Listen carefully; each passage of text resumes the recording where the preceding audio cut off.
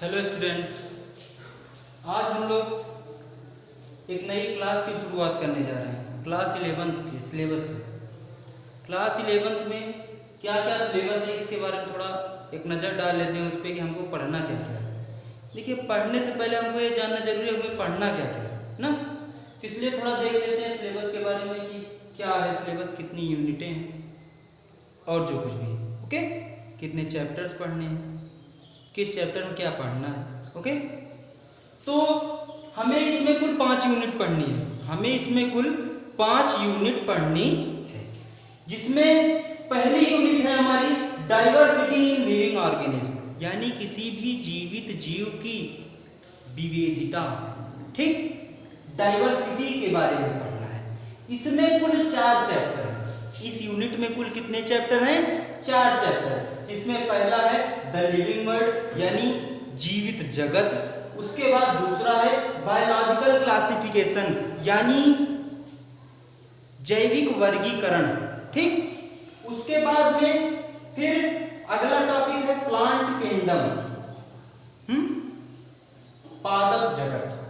फिर उसके बाद अगला जो चैप्टर है वो है एनिमल किंगडम, यानी जीव जगत या जंतु जगत। ओके, अब उसके बाद जो दूसरी यूनिट है हमारी वो है structural organism in plant and animal, यानी पादप और जंतु के स्ट्रक्चर मतलब संरचनात्मक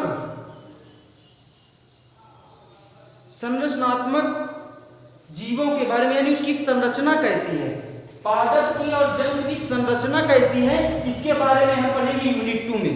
ठीक, इसमें कुल 3 चैप्टर हैं। कितने चैप्टर हैं? 3 चैप्टर।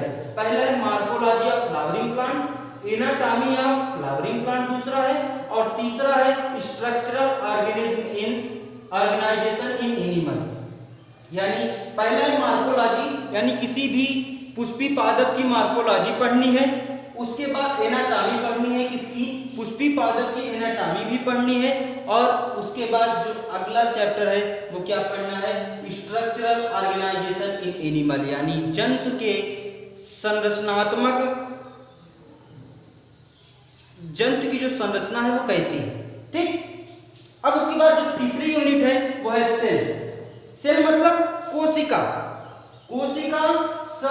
उसकी संरचना और उसकी जो क्रिया है, उसकी क्रियाविधि पढ़नी है, उसकी संरचना कैसी है इसके बारे में पढ़ना है, यानी उसकी क्रिया क्या है और उसकी संरचना क्या है।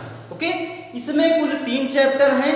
पहला चैप्टर है cell the unit of life, यानी कोशिका जीवन की मौलिक इकाई।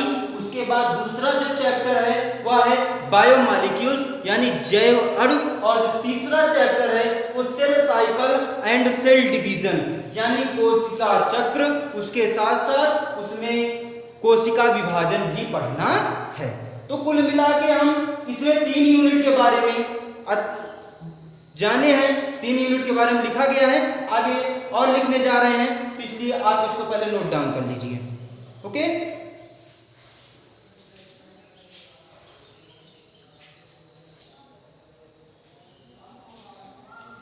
चलिए अब आगे देखते हैं। हम यूनिट 3 तक बात कर चुके थे। यूनिट 4 हमारी क्या है? Plant physiology. यूनिट 4 में क्या है? प्लांट फिजियोलॉजी है। और यूनिट 5 हमारी क्या है? ह्यूमन फिजियोलॉजी है। ठीक, प्लांट फिजियोलॉजी के अंतर्गत हमको कितने चैप्टर पढ़ने हैं? 5 चैप्टर। प्लांट फिजियोलॉजी के अंतर्गत कितने चैप्टर पढ़ने हैं? 5 चैप्टर। पहला चैप्टर है ट्रांसपोर्ट इन प्लांट। उसके बाद अगला चैप्टर है मिनरल न्यूट्रिशन, यानी पादपों में कैसे परिवहन होता है, 11 चैप्टर। 12 चैप्टर में मिनरल न्यूट्रिएंट, यानी खनिज पदार्थ और पोषण के बारे में, खनिज पदार्थों का पोषण या खनिज पदार्थ का पोषण। उसके बाद अगला जो चैप्टर है वह फोटोसिंथेसिस इन हायर प्लांट, यानी उच्च पादपों में प्रकाश संश्लेषण, कि जो बड़े पौधे हैं उनमें कैसे प्रकाश संश्लेषण होता है। उसके बाद चैप्टर 14 में पढ़ना है रेस्पिरेशन इन प्लांट, यानी पादपों में श्वसन, यानी पेड़ पौधे सांस कैसे लेते हैं। उसके बाद जो अगला चैप्टर है इस यूनिट का लास्ट चैप्टर वह प्लांट ग्रोथ एंड डेवलपमेंट, यानी पादप की वृद्धि और विकास, पादप में वृद्धि कैसे होती है और विकास कैसे होता है इसके बारे में पढ़ना है। ठीक, समझ में आया बात कि यूनिट 4 में प्लांट फिजियोलॉजी के बारे में हमको पढ़ना है। यूनिट 5 में ह्यूमन फिजियोलॉजी यानी जो मानव है उसके बारे में उसकी फिजियोलॉजी पढ़नी है। इसमें सबसे पहला चैप्टर है डाइजेशन एंड एब्जॉर्प्शन, परिवहन और अवशोषण, यानी जो जंतु है उनमें पाचन कैसे होता है, डाइजेशन यानी पाचन और एब्जॉर्प्शन मतलब उसका अवशोषण करना यानी पाचन और अवशोषण। दूसरा चैप्टर है breathing and exchange of gases यानी गैसों का आदान प्रदान और श्वसन। ओके। तीसरा चैप्टर है ब्लड फ्लूइड एंड सर्कुलेशन यानी जो बॉडी में जो फ्लूइड है, बॉडी में जो भी शरीर में जो भी तरल पदार्थ है उसके बारे में, और सर्कुलेशन कैसे होता है, परिसंचरण, सर्कुलेशन को हिंदी में परिसंचरण बोला जाता है। 19 चैप्टर को क्या पढ़ना है, excretory product and their elimination यानी एक्सक्रीटरी प्रोडक्ट जो उत्सर्जी पदार्थ है उनको शरीर से बाहर निकालना, उनका एक्सीमिलेशन। ओके। उसके बाद 20 चैप्टर है लोकोमोशन एंड मूवमेंट यानी गमन या संचलन। ओके।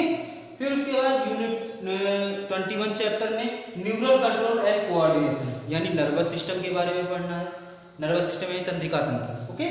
फिर उसके बाद चैप्टर 22 जो कि लास्ट चैप्टर है उसमें केमिकल कोऑर्डिनेशन और इंटीग्रेशन जिसमें एंजाइम के बारे में पढ़ेंगे हम। ओके। ग्लैंड के बारे में पढ़ेंगे जिसको कहते हैं एंडोक्राइन सिस्टम। ओके। उसके बारे में पढ़ेंगे। चलिए अब हम अगले वीडियो से यूनिट 1 का जो पहला चैप्टर है उसको हम पढ़ना स्टार्ट करेंगे। Thank you class.